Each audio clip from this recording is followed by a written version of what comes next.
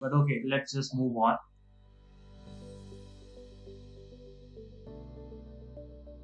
When we want to use Lyra Kit for creating a 3D environment, is it compulsory to create a separate level in the Lyra game itself, or can we export the Lyra Kit?